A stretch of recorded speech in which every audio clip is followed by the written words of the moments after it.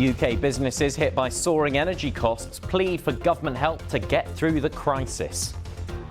The US carrier Southwest Airlines cancels 1,800 flights over the weekend, blaming weather and staffing.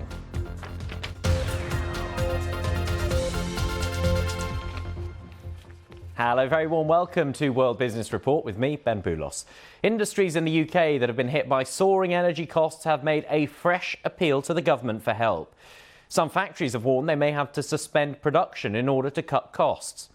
It is particularly hurting firms that use a lot of energy, such as ceramics, paper and steel manufacturing. They've called for a price cap similar to the one that limits energy prices for households. But talks with ministers have so far failed to reach a solution. Let's speak to David Hunter, Director of Market Studies at Schneider Electric, who joins us from near Edinburgh in Scotland. David, good to see you. Give us a sense just of how big and how sudden this jump in costs has been for these industries. So industry is experiencing very significant volatility and huge rises in the market price of gas, and following on from that also electricity. So if we look at prices for this winter and the first quarter of next year, those prices are currently on the wholesale market something like 4 to 5 times what they were a year ago.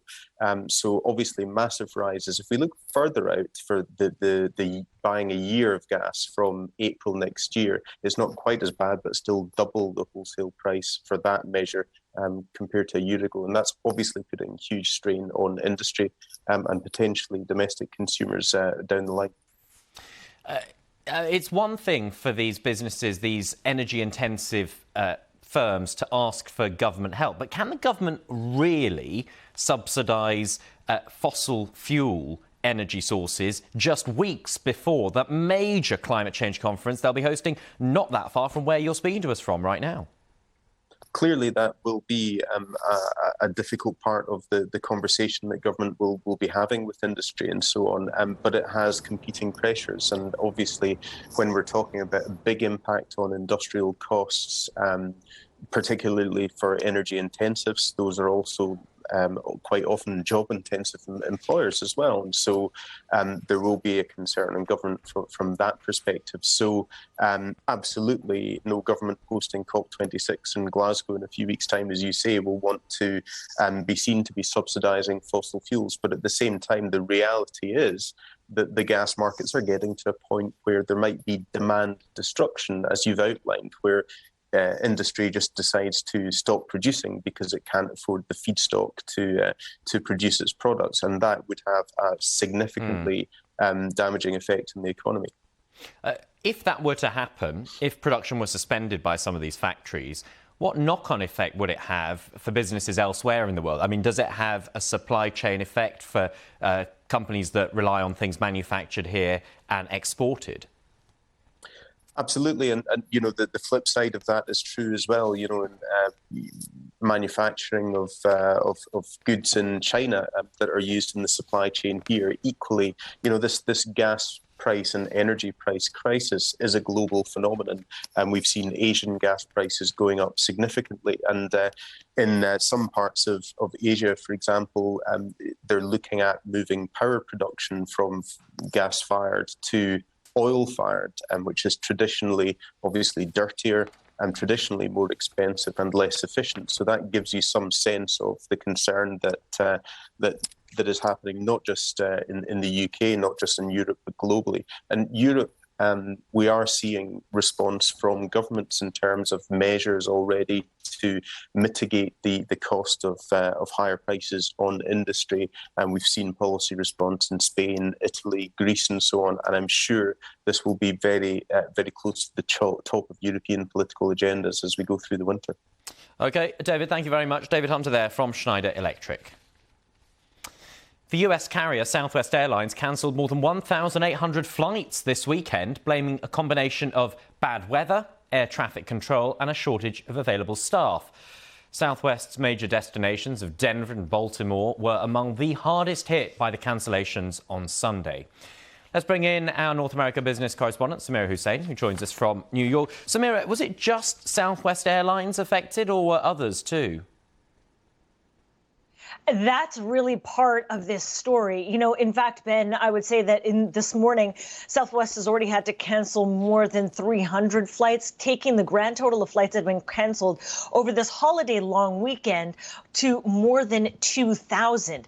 And yes, Southwest Airlines is saying that, look, it's a combination of things. There was some severe weather that they had to deal with, and because of some air traffic control issues. But you asked the right question. If you compare it to other airlines that were operating similar routes, they did not face these kinds of mass cancellations.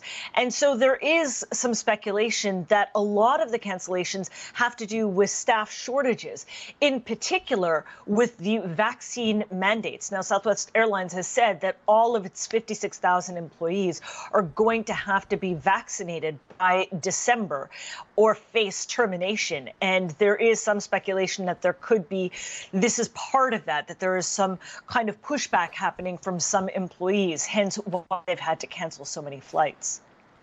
And just briefly, Samira, I suppose the concern will be the impact this has on the share price. Absolutely. We've already seen that the share price this morning has dropped by more than 3.5%.